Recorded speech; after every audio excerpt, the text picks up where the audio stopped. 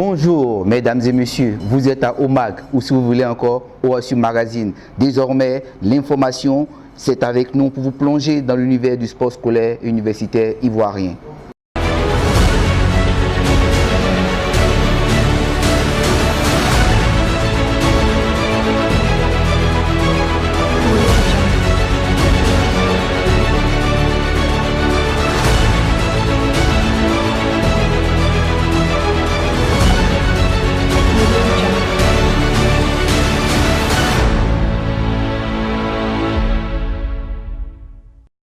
Nous démarrons ce premier numéro de OMAG avec l'entretien accordé par le directeur général de l'OASU, M. Kone Mamadou Souleymane, à la présidente de la Fédération ivoirienne de la randonnée pédestre et de bien-être, Mme Essan Marie-Laure.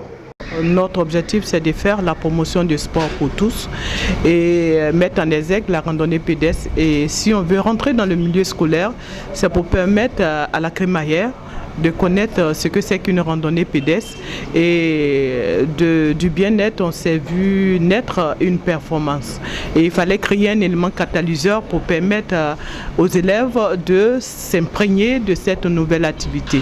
C'est dans ce sens-là qu'on a voulu partager cette idée avec l'OASU. Le directeur général de l'Office ivoirien des sports scolaires universitaires, M. Kone Mamadou Souleymane, a pris part au premier forum africain du sport scolaire à Marrakech, les 15 et 16 janvier 2018. De retour en Côte d'Ivoire, nous lui avons posé la question de savoir quelle est la place qu'occupe le sport scolaire ivoirien sur l'échiquier international.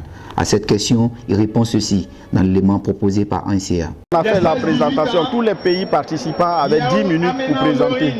Lorsque nous avons fait notre participation au Maroc, lorsque nous avons fait notre participation, au cours d'un repas, mes collègues des pays voisins sont venus dire « mais tu nous as honorés ». Ça, c'est un élément qui fait chaud au cœur à celui qui conduit un tel projet. La deuxième chose, j'ai déjeuné avec le président de la Fédération internationale du sport scolaire, qui est par ailleurs le directeur national de l'Union nationale du sport scolaire en France, qui m'a dit la tête de proue du sport scolaire en Afrique aujourd'hui, c'est le Maroc et la Côte d'Ivoire. Ah bon. Voilà, donc j'étais heureux d'entendre ça.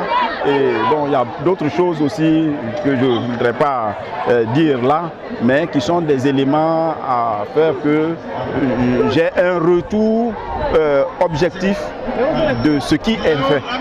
Voilà, parce que quand on s'en va, on a besoin d'être confronté sur des éléments qui vous permettent d'évaluer par vous-même, voilà, en toute sincérité, de l'évolution. Je disais tout à l'heure que nous sommes passés de 17 000 licenciés à plus de 80 000 licenciés. En soi, c'est un progrès. Mais ramener sur la population scolaire et universitaire, il y a du travail à faire. Et le travail, l'efficacité de tout ça là va être obtenue dans la collaboration fine et bien compris de tous les acteurs, que ce soit au niveau central et au niveau local, et quelque chose est en train d'être fait. Tenez-vous bien, j'étais à cette mission du Maroc avec le directeur de la vie scolaire. Le directeur de cabinet était là. Donc véritablement, la Côte d'Ivoire était représentée à haut niveau et dans la qualité également. Et vraiment, il y a de quoi à ne pas bouder son plaisir en face de ces éléments qui vous arrivent et qui vous permettent d'évaluer votre avancée. La nouvelle saison OASU 2017-2018 s'annonce avec d'importantes innovations et des challenges. Alors, nos internautes se posent beaucoup de questions. Pour donner des réponses claires et précises, le chef du département du développement sportif, M. Yao Edouard, s'est prêté à nos questions. Quelles sont les innovations pour cette saison 2017-2018 en termes de compétition sportive à l'Office ivoirien des sports scolaires et universitaires? En termes d'innovation, s'agissant des compétitions, je voudrais tout simplement dire qu'il y a une grande innovation cette année.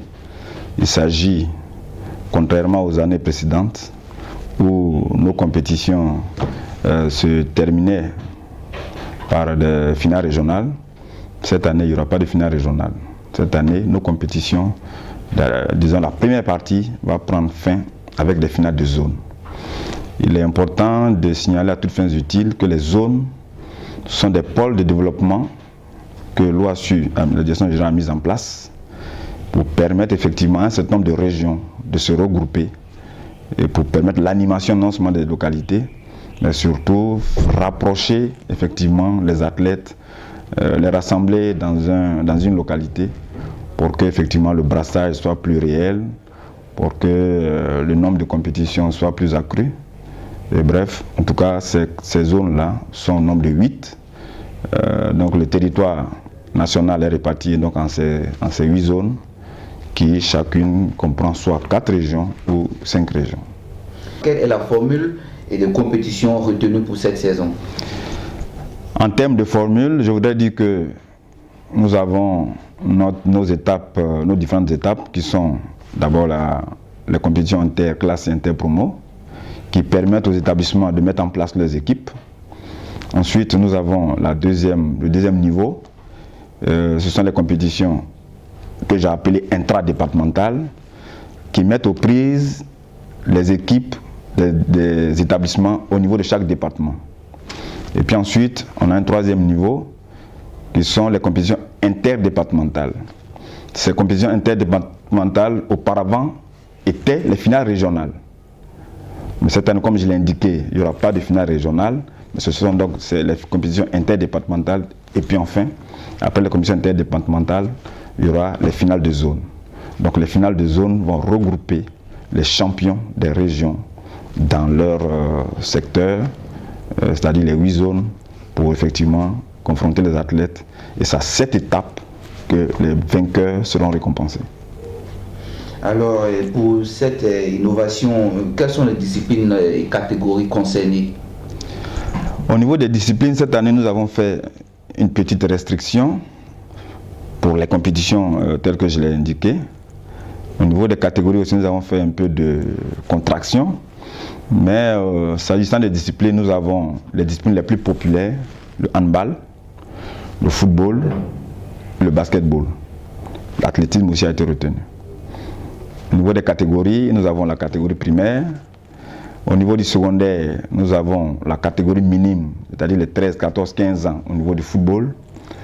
Et toujours au niveau du football, nous avons la catégorie des juniors et des cadets qui sont mis ensemble. Au niveau du handball, comme je l'ai indiqué, au niveau des filles primaires, au niveau du secondaire, nous avons la catégorie des filles 16, 17, 18 ans et les garçons les 16, 17, 18 ans. Alors, vous avez parlé de restriction au niveau des disciplines et de contraction au niveau de la catégorie. Qu'est-ce qui explique ce choix particulier? Ce choix particulier au niveau des restrictions, je pense que comme je l'ai indiqué, d'abord, il faut travailler en fonction des ressources qui sont disponibles. Vous savez que la Direction générale de l'OASU entend faire les choses de manière correcte.